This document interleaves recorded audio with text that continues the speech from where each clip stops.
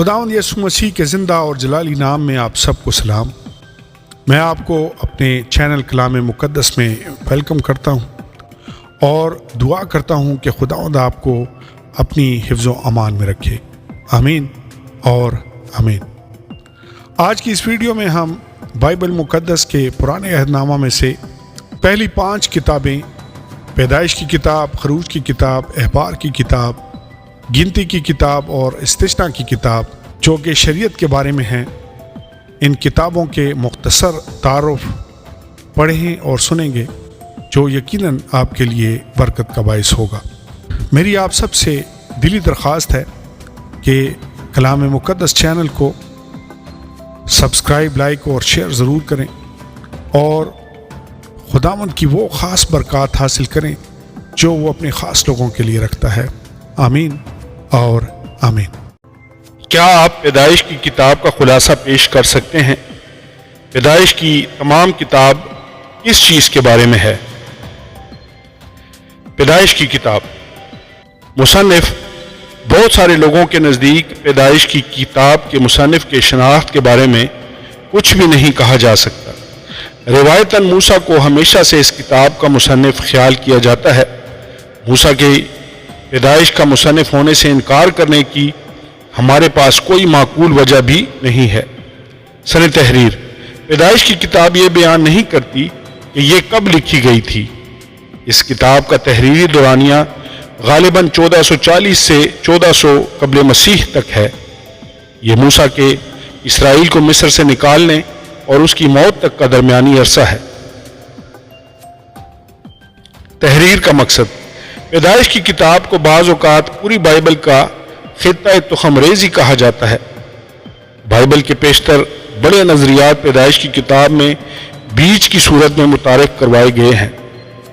انسان کے زوال کے ساتھ ہی خدا کی طرف سے نجات یا فدیے کا وعدہ بھی درج ہے۔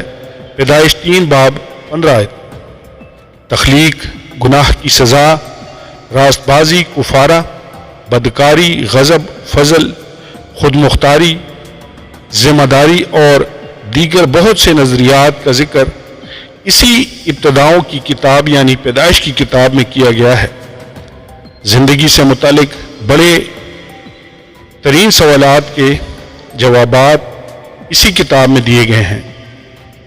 میں کہاں سے آیا ہوں؟ ہمیں خدا نے پیدا کیا ہے۔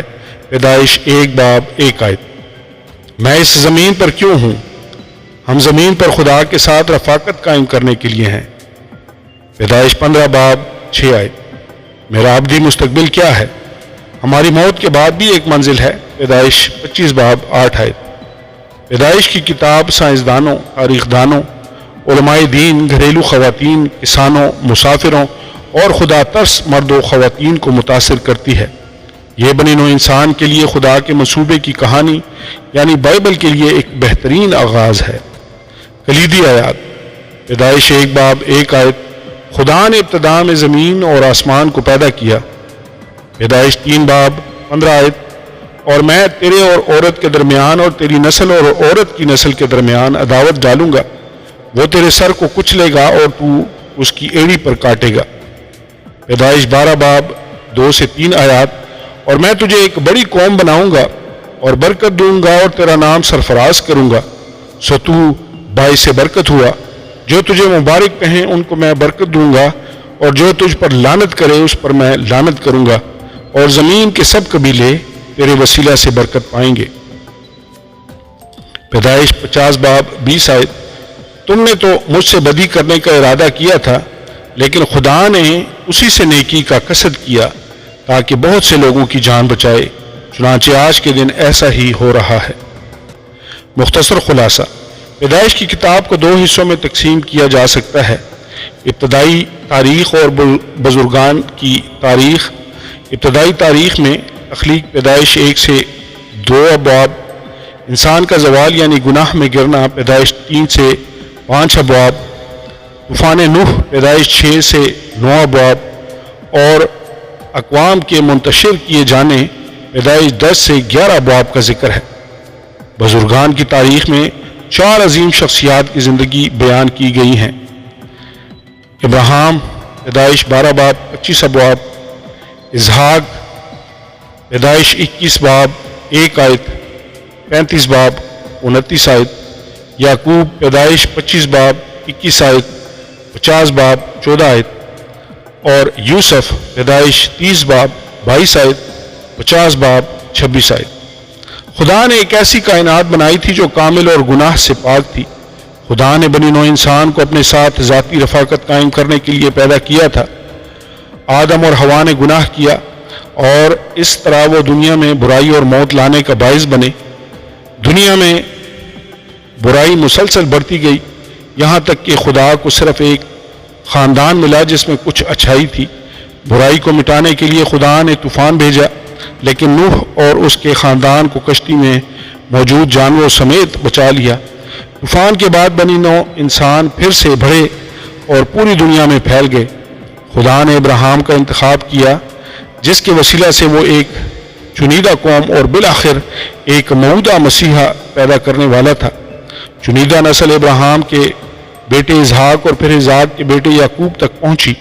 خدا نے یعقوب کا نام تبدیل کر کے اسرائیل رکھا اور اس کے 12 بیٹے اسرائیل کے 12 قبیلوں کے آباء و اجداد بنے۔ اپنی حاکمیت میں خدا نے یعقوب کے بیٹے یوسف کو اس کے بھائیوں کی حقارت آمیز حرکتوں کے ذریعہ مصر میں پہنچایا۔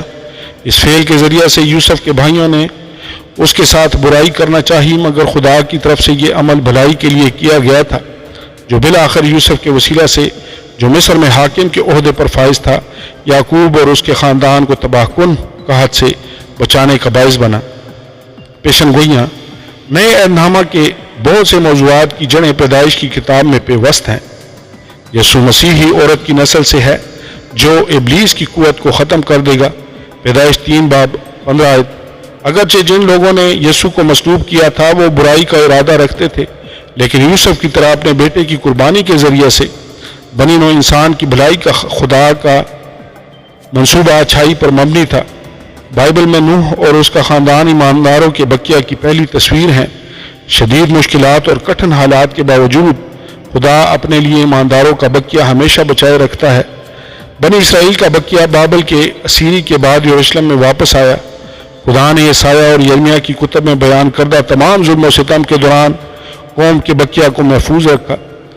7000 کاہنوں کا بقیہ ایزبل کے غضب سے بچا رہا۔ خدا نے وعدہ کیا ہے کہ یہودیوں کا بقیہ ایک دن اپنے سچے مسیحا کو قبول کرے گا۔ رومیو 11 باب ابراہیم کے ذریعہ سے پیش کردہ ایمان خدا کے تحفے اور یہودیوں اور غیر یہودیوں دونوں کے لیے نجات کی بنیاد ہوگا۔ افسیوں 2 باب 8 سے 9 آیات، عبرانیوں 11 باب۔ عملی اطلاق: خدا کا ابدی وجود اور اس کی طرف سے دنیا کی تخلیق پیدائش کی کتاب کا بنیادی اور اہم ترین موضوع ہے۔ مصنف کی طرف سے خدا کے وجود کے دفاع کے لیے کوئی کوشش نہیں کی گئی، بلکہ وہ بڑے سادہ الفاظ میں کہتا ہے کہ خدا ہمیشہ سے ہر چیز پر قادر تھا، ہے اور ہمیشہ رہے گا۔ ان لوگوں کے دعووں کے باوجود جو ان سچائیوں کو مسترد کرتے ہیں، ہم پیدائش کی کتاب کی سچائیوں پر بالکل ایسے ہی ایمان ہے۔ ثقافت، قومیت یا زبان سے قطع نظر تمام لوگ اس خالق کے حضور جو جواب دہ ہیں، لیکن گناہ کے باعث جو انسان کے گناہ میں گرنے کے وقت سے دنیا میں داخل ہو گیا ہے، ہم اس سے جدا ہو گئے ہیں۔ لیکن ایک چھوٹی سی قوم اسرائیل کے ذریعہ سے خدا کا بنی نوع انسان کے لیے نجات کا منصوبہ ظاہر ہوا اور سب کے لیے فراہم کیا گیا ہے۔ ہم اس منصوبے پر بہت خوش ہیں۔ خدا نے کائنات، زمین اور ہر جاندار کو پیدا کیا ہے۔ اپنی زندگی میں خدشات سے نمٹنے کے لیے ہم اس پر بھروسہ کر سکتے ہیں۔ اگر ہم خدا پر ایمان رکھیں اور اس کی اطاعت کریں تو وہ ابراہیم اور سارہ کی بے اولاد ہونے جیسی نا امید صورتحال کو لے کر ہمارے لیے بھی حیرت انگیز کام کرتا ہے۔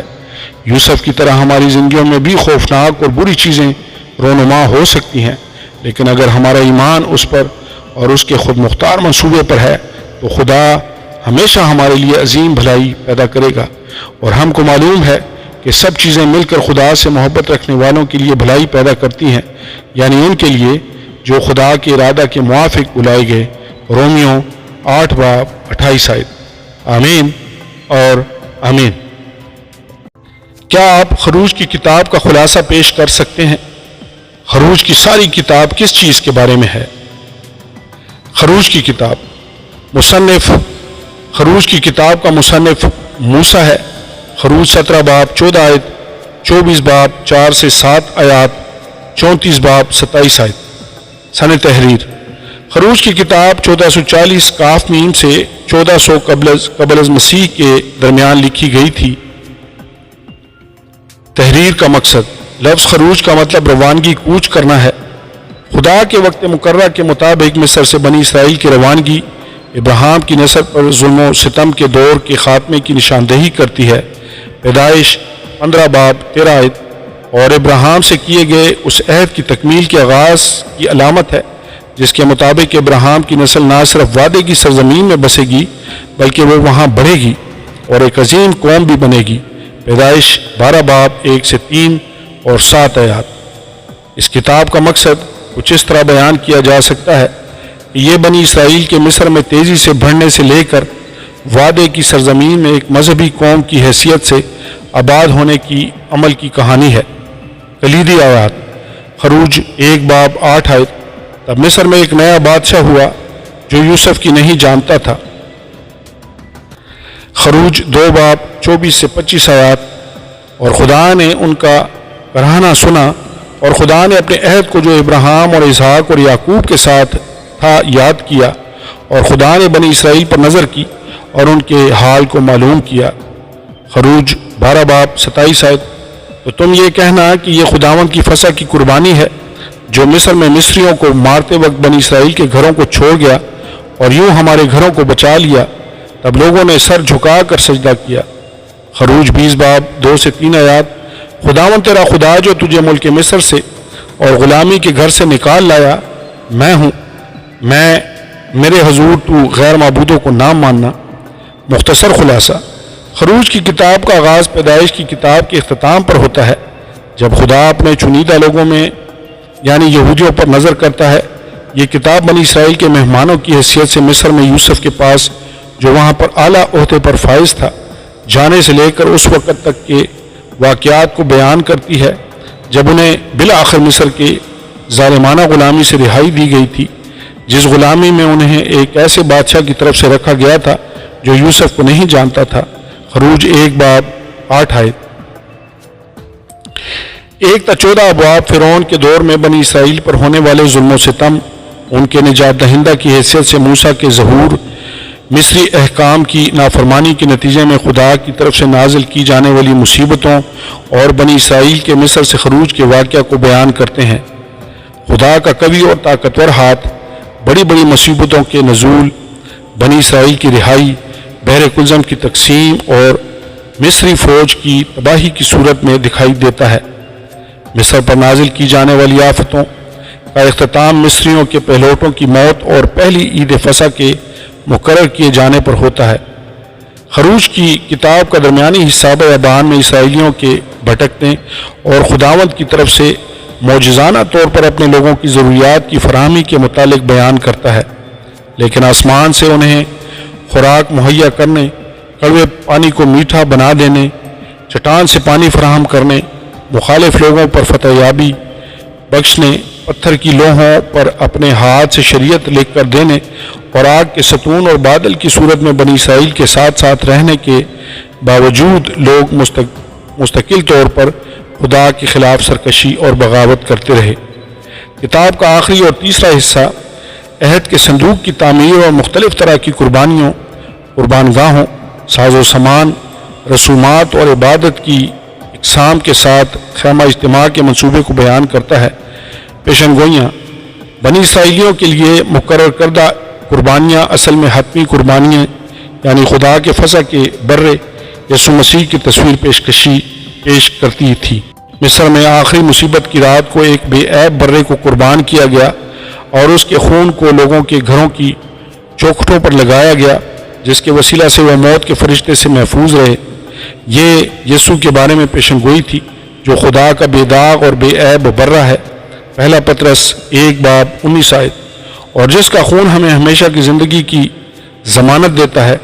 خروج کی کتاب میں چٹان سے پانی کی فراہمی کی کہانی بھی مسیح کی علامتی پیشن گوئیوں میں سے ایک ہے جو خروج 17 باب 6 آیت میں بیان کی گئی ہے۔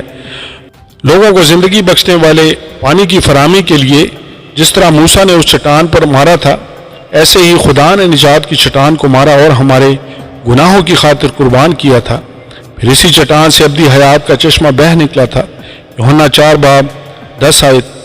بیابان میں من کی فراہمی مسیح یعنی زندگی کی روٹی یوحنا 6 باب 48 آیت کی کامل تصویر ہے جو خدا نے ہمیں زندگی دینے کے لیے بخشی ہے۔ عملی اطلاق: موسوی شریعت بنی نوع انسان پر یہ واضح کرنے کے لیے دی گئی تھی کہ وہ اس کا مکمل پیروی کرنے سے قاصر ہیں۔ ہم شریعت کی پیروی کے وسیلہ سے خدا کو خوش نہیں کر سکتے، لہٰذا پولس ہمیں نصیحت کرتا ہے کہ تو بھی یہ جان کر کہ آدمی شریعت کے اعمال سے نہیں بلکہ صرف یسوع مسیح پر ایمان لانے سے راست باز ٹھہرتا ہے۔ خود بھی مسیح یسوع پر ایمان لائے تاکہ ہم مسیح پر ایمان لانے سے راست باز ٹھہریں، نہ کہ شریعت کے اعمال سے، کیونکہ شریعت کے اعمال سے کوئی بشر راست باز نہ ٹھہرے گا۔ غلطیوں 2 باب 16 آیت۔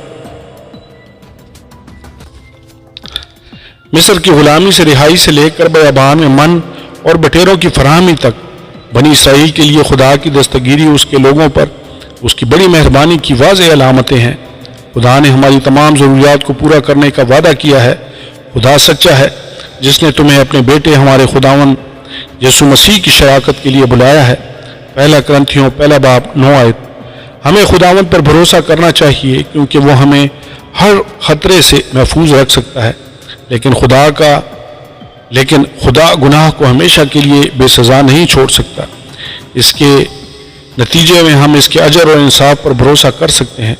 جب خدا ہمیں کسی بری صورتحال سے نکالتا ہے تو ہمیں اس میں واپس جانے کی کوشش نہیں کرنی چاہیے۔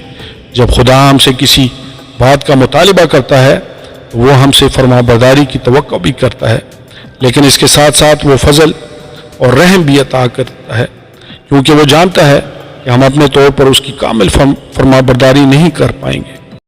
کیا آپ احبار کی کتاب کا خلاصہ پیش کر سکتے ہیں؟ احبار کی ساری کتاب کس چیز کے بارے میں ہے؟ احبار کی کتاب مصنف احبار کی کتاب کا مصنف موسیٰ ہے۔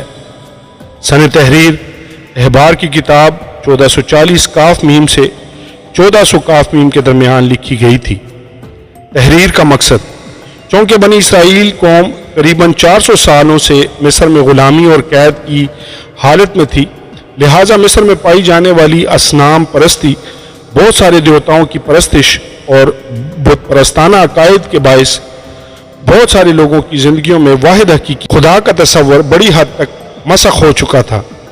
احبار کی کتاب کا مقصد اگرچہ گناہ گار لیکن خدا کے فضل سے مصر کی غلامی سے رہائی پانے والے لوگوں کو قوانین اور ہدایات مہیا کرنا تھا تاکہ وہ اپنے پاک خدا کے ساتھ گہری رفاقت قائم کر سکے۔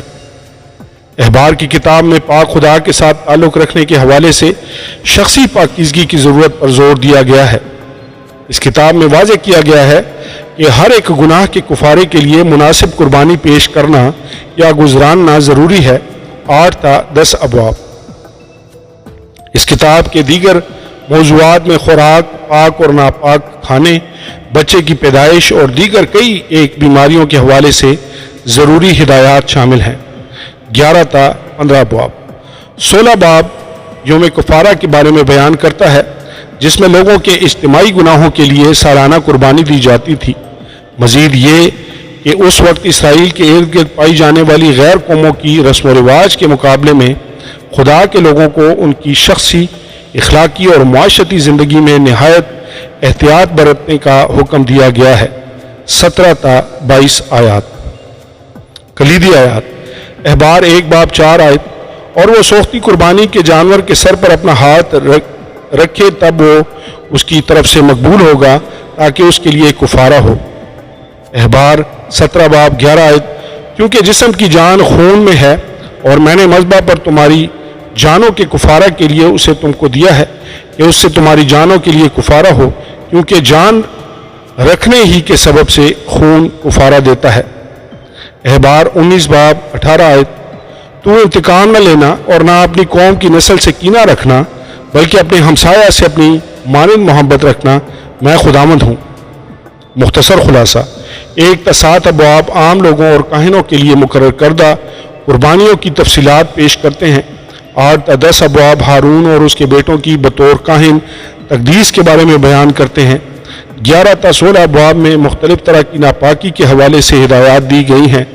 آخری 10 ابواب میں عملی پاکیزگی کے حوالے سے خدا کی طرف سے اپنے لوگوں کے لیے ہدایات ہیں۔ لوگوں کی طرف سے یہوہ خدا کی عبادت کے لیے کئی طرح کی عیدوں کی تقرری کی گئی، جن کا انعقاد اور لوگوں کی طرف سے ان میں عملی شمولیت خدا کی شریعت کے مطابق کی جاتی تھی۔ خدا کے احکامات کی پیروی کرنے یا انہیں نظر انداز کرنے کے ساتھ مختلف طرح کی برکات اور لعنتوں کو جوڑا گیا ہے۔ 26 باب خدا کے لیے نذرانوں کے قوانین کی تفصیلات 27 باب میں ملتی ہیں۔ احبار کی کتاب کا بنیادی موضوع پاکیزگی ہے۔ خدا کی طرف سے اپنے لوگوں میں پاکیزگی کے تقاضے کی بنیاد اس کی اپنی ذات کی پاکیزگی پر ہے۔ اس طرح کا ایک مرکزی موضوع کفارہ بھی ہے۔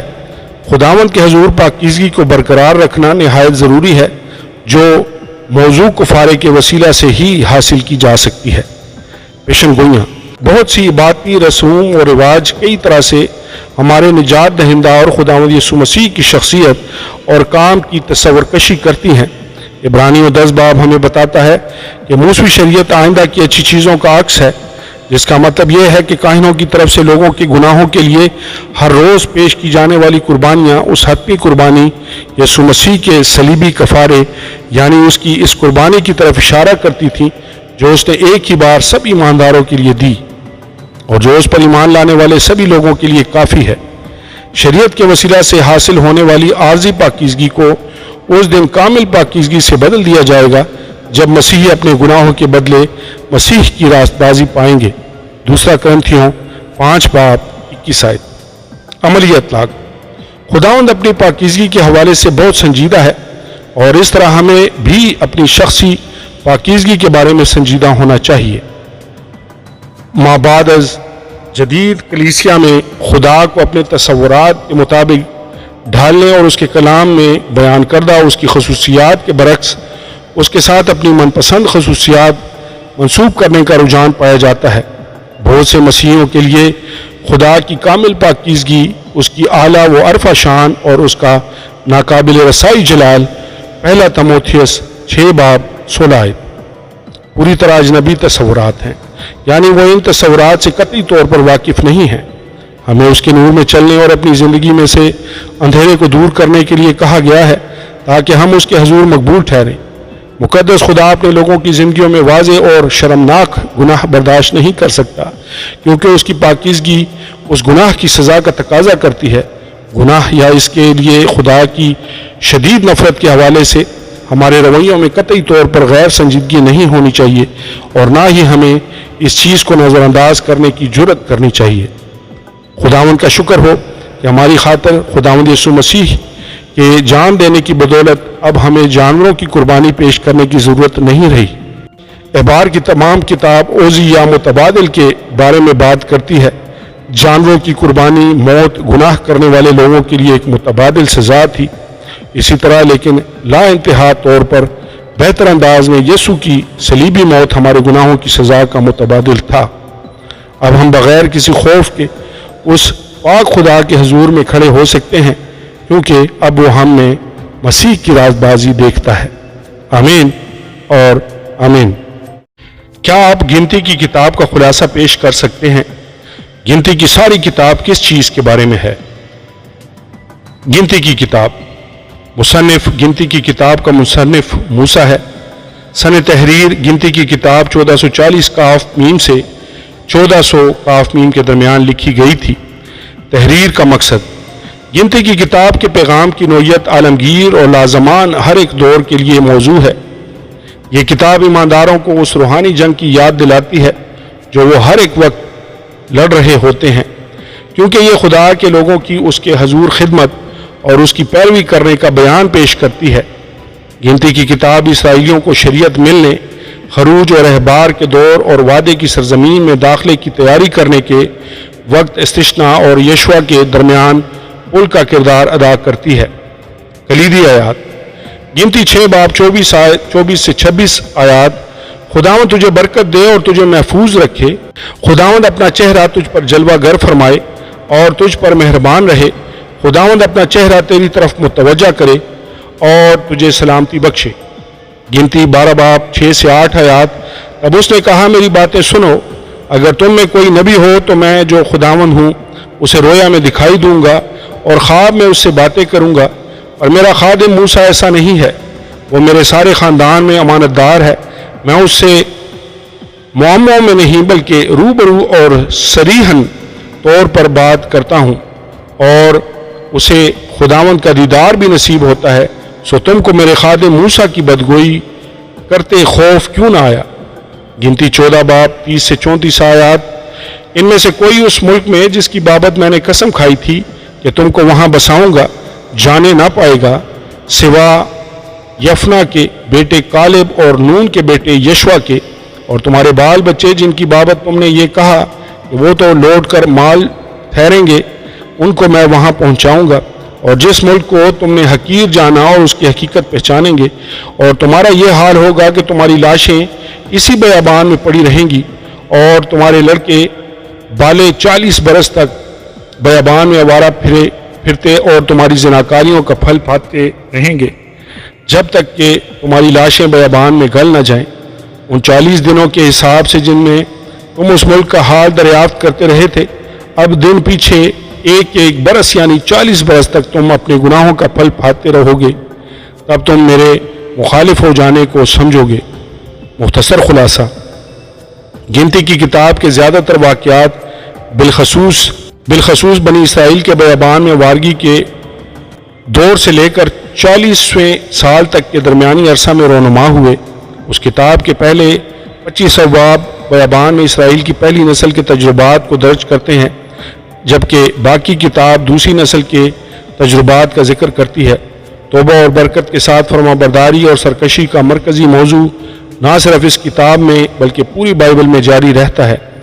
خداوند کی پاکیزگی کا موضوع احبار کی کتاب سے گنتی کی کتاب تک جاری رہتا ہے، جو کہ خداوند کی ہدایات اور لوگوں کی وعدے کی سرزمین میں داخل ہونے کی تیاری کا ثبوت ہے۔ گنتی کی کتاب کی اہمیت کی نشاندہی اس بات سے ہوتی ہے کہ نئے عہد نامے میں اس کا متعدد بار ذکر کیا گیا ہے۔ پہلا کرنتھیوں 10 باب 1 سے 12 آیات میں روح القدس نے گنتی کی کتاب پر خصوصی توجہ دینے کا مطالبہ کیا ہے۔ یہ الفاظ کہ یہ باتیں ان پر عبرت کے لیے واقع ہوئیں، اسرائیلیوں کے گناہ اور خدا کی ان سے ناراضگی کی طرف اشارہ کرتے ہیں۔ رومیو 11 باب 22 آیت میں پولس رسول خدا کی مہربانی اور سختی کے بارے میں بات کرتا ہے۔ گنتی کی کتاب کا مختصر پیغام یہی ہے، خداوند کی طرف سے سختی کا اظہار اسی باغی نسل کی بیابان میں موت کی صورت میں دکھائی دیتا ہے جو وعدے کی سرزمین میں داخل نہیں ہوئی تھی، جبکہ خدا کی مہربانی کی تکمیل نئی نسل میں ہوتی ہے۔ نئی نسل جب تک وعدے کی سرزمین پر قابض نہ ہوگی، خدا نے اس کی خوب پرواہ محافظت اور دستگیری کی۔ یہ تمام باتیں ہمیں خدا کے انصاف اور محبت کی یاد دلاتی ہیں، جن میں ہمیشہ ہم آہنگی پائی جاتی ہے۔ پیشن گوئیاں، اپنے لوگوں میں پاکیزگی کے لیے خدا کا تقاضا کلی اور حتمی طور پر یسوع مسیح میں پورا ہوا، جو ہماری خاطر شریعت کو پورا کرنے کے لیے دنیا میں آیا تھا۔ متی 5 باب 17 آیت۔ موعودہ مسیحا کا تصور اس پوری کتاب میں پھیلا ہوا ہے۔ 19 باب میں سرخ رنگ کی بے داغ اور بے عیب بچیا مسیح یعنی خدا کے بے داغ اور بے عیب برے کی طرف اشارہ کرتی ہے، جو ہمارے گناہوں کے لیے قربان ہوا ہے۔ جسمانی شفا کی فراہمی کے لیے بلی پر لٹکائے گئے پیتل کے سانپ 21 باب کی تصویر بھی مسیح کے صلیب پر یا کلام کی خدمت کے لحاظ سے بلند کیے جانے کی نشاندہی ہے، تاکہ جو کوئی ایمان کے ساتھ اس پر نظر کرے روحانی شفا پائے۔ 24 باب میں بلعام کی چوتھی اور آخری پیشن گوئی یعقوب سے ظاہر ہونے والے ایک ستارے اور خاص عصا کا ذکر کرتی ہے۔ یہ بھی مسیح کے بارے میں ایک پیشن گوئی ہے جو کہ اپنے جلال، چمک، شان و شوکت اور نور کے باعث مکاشفہ 22 باب 16 آیت میں صبح کا ستارہ کہلاتا ہے۔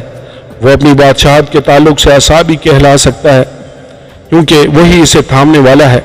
وہ نہ صرف بادشاہ کا خطاب رکھتا ہے بلکہ اس کے پاس بادشاہت ہے بھی، اور وہ فضل، رحم اور رازبائی کے عصا کے ساتھ حکمرانی کرتا ہے۔ عملی اطلاق، نئے عہد نامے میں تشکیل پانے والے ایک اہم الہیاتی موضوع جسے گنتی کی کتاب سے لیا گیا ہے یہ ہے کہ گناہ اور بے اعتقادی خصوصاً سرکشی خدا کے غضب کا باعث بنتی ہے۔ پہلا کرنتھیوں خاص طور پر بیان کرتا ہے اور عبرانیوں 3 باب 7 آیت سے 4 باب 13 آیت تک کا حوالہ سختی سے اس بارے میں اشارہ کرتا ہے کہ یہ واقعات ایمانداروں کے لیے مثالیں ہیں تاکہ وہ دیکھیں اور ایسے کاموں سے بچیں۔ ہم بری چیزوں کی خواہش 6 آیت، حرام کاری 8 آیت، خداوند کی آزمائش 9 آیت یا شکایت 10 آیت نہ کریں۔ جس طرح بنی اسرائیل قوم اپنی سرکشی کی وجہ سے 40 سالوں تک بیابان میں وارہ پھرتی رہی، بالکل ایسے ہی جب ہم خدا کے خلاف سرکشی کرتے ہیں تو وہ بعض اوقات ہمیں اپنے سے دور، تنہائی اور برکتوں کی کمی کا سامنا کرنے کے لیے چھوڑ دیتا ہے، لیکن خدا وفادار اور راست باز ہے، اور جس طرح اس نے اپنے دل میں بنی اسرائیل کو اس کے صحیح مقام پر بحال کیا تھا ویسے ہی وہ ہمیں برکت اور رفاقت کے رشتے میں اپنے ساتھ ہمیشہ بحال رکھے گا، بشرطے کہ ہم توبہ کریں اور اس کی طرف لوٹ آئیں۔ پہلا یوحنا 1 باب 9 آیت۔ آمین اور آمین۔ استثنا کی کتاب، کیا آپ استثنا کی کتاب کا خلاصہ پیش کر سکتے ہیں؟ استثنا کی ساری کتاب کس چیز کے بارے میں ہے؟ مصنف استثنا کی کتاب خدا کے بندہ موسیٰ نے قلم بند کی تھی۔ در حقیقت یہ کتاب موسیٰ کے ان وعظوں کا مجموعہ ہے جو اس نے اسرائیل قوم کو ان کے یردن پار کرنے سے بالکل پہلے دیے تھے۔ وہی باتیں ہیں جو موسیٰ نے یردن کے اس پار بیابان میں، یعنی اس میدان میں جو صوف کے مقابل فاران اور توفل اور لابن اور حسیرات اور دیزہب کے درمیان ہے، سب اسرائیلیوں سے کہیں۔ پہلا باب پہلی آیت۔ ممکن ہے کہ اس کا آخری باب کسی اور شخص غالباً یشوع نے قلم بند کیا ہو۔ سن تحریر۔ وعظوں کا یہ مجموعہ بنی اسرائیل کے وعدے کی سرزمین میں داخل ہونے سے قبل 40 دنوں کے دورانیے میں پیش کیا گیا تھا۔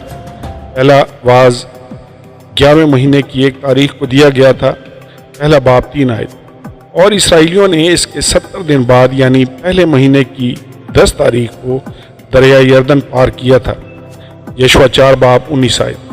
اگر ہم ان 70 دنوں میں سے موسیٰ کی موت کے بعد کے 30 ماتمی دنوں کو منفی کریں، استثنا 34 باب 8 آیت، تو ہمارے پاس 40 دن بچ جاتے ہیں۔ یہ غالباً 1410 قبل از مسیح کا سال تھا۔ تحریر کا مقصد۔ بنی اسرائیل کی ایک نئی نسل وعدے کی سرزمین میں داخل ہونے والی تھی۔ ان تمام لوگوں نے بحیرہ کلزم کے پانی کے 2 حصے ہونے کے معجزے کو نہیں دیکھا تھا، اور نہ ہی انہوں نے کوہ سینا پر دی جانے والی شریعت کو سننے کا تجربہ کیا تھا۔ بہت سے خطرات اور آزمائشوں کا سامنا کرنے کے امکان کے ساتھ نئے ملک میں داخل ہونے والے تھے۔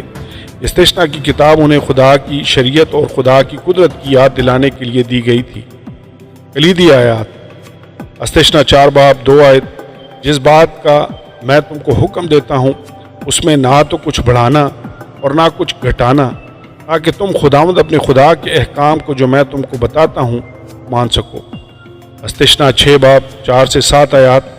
سن اے اسرائیل، خداوند ہمارا خدا ایک ہی خداوند ہے، وہ اپنے سارے دل اور اپنی ساری جان اور اپنی ساری طاقت سے خداوند اپنے خدا سے محبت رکھ، اور یہ باتیں جن کا حکم آج میں تجھے دیتا ہوں تیرے دل پر نقش رہیں، اور تو ان کو اپنی اولاد کے ذہن نشین کرنا، اور گھر بیٹھے اور راہ چلتے اور لیٹتے اور اٹھتے وقت ان کا ذکر کیا کرنا۔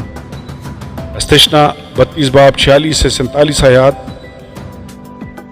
تو اس نے ان سے کہا کہ جو باتیں میں نے تم سے آج کے دن بیان کی ہیں ان سب سے تم دل لگانا، اور اپنے لڑکوں کو حکم دینا کہ وہ احتیاط رکھ کر اس شریعت کی سب باتوں پر عمل کریں، کیونکہ یہ تمہارے لیے کوئی بے سود بات نہیں بلکہ یہ تمہاری زندگانی ہے، اور اس سے اس ملک میں جہاں تم یردن پار جا رہے ہو کہ اس پر قبضہ کرو، تمہاری عمر دراز ہوگی۔ مختصر خلاصہ۔ اسرائیلیوں کو 4 باتوں یعنی خدا کی وفاداری، خدا کی پاکیزگی، خدا کی برکتیں اور خدا کی انتباہات یاد رکھنے کا حکم دیا جاتا ہے۔ پہلے 3 ابواب مصر سے لے کر اسرائیل قوم کے موجودہ مقام یعنی موآب تک کے ان کے سفر کا خلاصہ پیش کرتے ہیں۔ 4 باب اسرائیل قوم کے لیے اس خدا کے ساتھ وفادار رہنے کی بلاہٹ ہے جو ان کے ساتھ وفادار رہا ہے۔ 5 تا 26 باب تک شریعت کو دہرایا جاتا ہے۔ نئی نسل کو 10 احکام قربانیوں اور عیدوں کے حوالے سے اور کئی ایک دیگر قوانین دیے جاتے ہیں۔ فرما برداری کرنے والوں سے برکات کا 5 باب 29 آیت، 6 باب 17 سے 19 آیات، 11 باب 13 سے 15 آیات، جبکہ شریعت کی خلاف ورزی کرنے والوں سے قحط سالی کا وعدہ کیا جاتا ہے، 11 باب 16 سے 17 آیات۔ برکت اور لعنت کا موضوع 27 سے 30 ابواب تک جاری رہتا ہے۔ اس کتاب کا یہ حصہ اسرائیل کے سامنے واضح انتخاب کے ساتھ اختتام پذیر ہوتا ہے۔ میں آج کے دن آسمان اور زمین کو تمہارے برخلاف گواہ بناتا ہوں کہ میں نے زندگی اور موت کو اور برکت اور لعنت کو تیرے آگے رکھا ہے۔ آخری ابواب میں موسیٰ لوگوں کی حوصلہ افزائی کرتا، اپنی جگہ یسوع کو مقرر کرتا، ایک گیت قلم بند کرتا اور اسرائیل کے ہر قبیلہ کو آخری بار برکت دیتا ہے۔ 34 باب موسیٰ کی موت کے احوال کے متعلق ہے۔ وہ پسگا کے پہاڑ پر چڑھتا ہے جہاں خدا اسے وعدے کی سرزمین دکھاتا ہے جس میں وہ داخل نہیں ہو سکتا تھا۔ 120 سال کی عمر میں اچھی بینائی اور جوانی کی طاقت کے ساتھ موسیٰ خدا کے حضور وفات پاتا ہے۔ استثنا کی کتاب کا اختتام اس عظیم نبی کی موت کی خبر کے ساتھ ہوتا ہے۔ پیشن گوئیاں۔ نئے عہد نامہ کے بہت سے موضوعات استثنا کی کتاب میں پائے جاتے ہیں۔ ان میں سے اہم ترین موضوعات موسوی شریعت کی مکمل پیروی کی ضرورت یا تقاضا اور انسان کی اپنی طاقت سے اس کی مکمل تعمیل کا عدم امکان شامل ہیں۔ مستقل طور پر شریعت کی خلاف ورزی کرنے والے لوگوں کے گناہوں کے کفارہ کے لیے لامحدود قربانیاں مسیح کے ایک ہی بار عبرانیوں 10 باب 10 آیت قربان ہونے میں اپنی حتمی تکمیل پائیں گی۔ صلیب پر اس کی انسان کے گناہوں کا کفارہ ادا کرنے والی موت کے بعد اب ہمیں گناہ کے لیے مزید قربانیاں گزرانے کی ضرورت نہیں رہی۔ خداوند کی طرف سے اسرائیل کا بطور خاص قوم چنا جانا اس بات کی طرف اشارہ کرتا ہے کہ وہ خود ان لوگوں کو بھی چنے گا جو مسیح پر ایمان لائیں گے۔ پہلا پطرس 2 باب 9 آیت، استثنا 18 باب 15 سے 19 آیات میں موسیٰ آنے والے آخری نبی موعودہ مسیح کی پیشن گوئی کرتا ہے۔ موسیٰ کی طرح وہ بھی الہی کلام اور الہام پائے گا، اس کی منادی کرے گا اور اپنے لوگوں کا رہنما ہوگا۔ عملی اطلاق۔ استثنا کی کتاب خدا کے کلام کی اہمیت کو واضح کرتی ہے۔ یہ ہماری زندگی کا ایک اہم حصہ ہے۔ اگرچہ ہم پرانے عہد نامے کی شریعت کے ماتحت نہیں ہیں، لیکن اس کے باوجود ہم اپنی زندگیوں میں خدا کی مرضی کو پورا کرنے کی ذمہ داری رکھتے ہیں۔ صرف فرما برداری ہی سے برکت آتی ہے، جبکہ گناہ کے اپنے خطرناک نتائج ہیں۔ ہم میں سے کوئی بھی شریعت سے بالاتر نہیں ہے، حتیٰ کہ موسیٰ جیسے رہنماؤں اور خدا کے چنیدہ نبیوں کے لیے بھی خدا کے احکام و قوانین کی فرما برداری کرنا لازمی تھی۔ موسیٰ کو وعدے کی سرزمین میں داخل ہونے سے منع کرنے کی وجہ یہ تھی کہ اس نے خدا کے واضح حکم کی تعمیل نہیں کی تھی۔ گنتی 20 باب 13 آیت۔ یسوع نے بیابان میں اپنی آزمائش کے وقت استثنا کی کتاب سے 3 بار حوالہ دیا تھا۔ متی 4 باب۔ ایسا کرتے ہوئے یسوع نے ہم پر واضح کیا ہے کہ ہمیں خدا کے کلام کو اپنے دلوں میں رکھنے کی ضرورت ہے تاکہ ہم اس کے خلاف گناہ نہ کریں۔ 119 زبور 11 آیت۔ اسرائیل کی طرح ہمیں بھی خدا کی وفاداری کو یاد رکھنا چاہیے۔ بنی اسرائیل کا بحیرہ کلزم کو پار کرنا، کوہ سینا پر خدا کی پاک موجودگی کا تجربہ کرنا اور بیابان میں من کی فراہمی پانا ہمارے لیے بھی حوصلہ افزا ہونا چاہیے۔ اپنی زندگی میں روحانی طور پر آگے بڑھنے کا ایک بہترین طریقہ یہ ہے کچھ وقت پیچھے مڑ کر دیکھیں اور غور کریں خدا نے آپ کے لیے کیا کچھ کیا ہے۔ استثنا کی کتاب میں ہمارے پاس محبت کرنے والے خدا کی ایک خوبصورت تصویر موجود ہے جو اپنے بچوں سے رفاقت قائم کرنا چاہتا ہے۔ خدا محبت کا ذکر اس لیے کرتا ہے کیونکہ اس نے اسرائیل کو زوراور ہاتھ سے مصر سے نکالا اور ان کو آزاد کیا تھا۔ استثنا 7 باب 7 سے 9 آیات۔ گناہ کی غلامی سے آزاد ہونا اور قادر مطلق خدا کی محبت کا تجربہ کرنا کیسی شاندار بات ہے۔ آمین اور آمین۔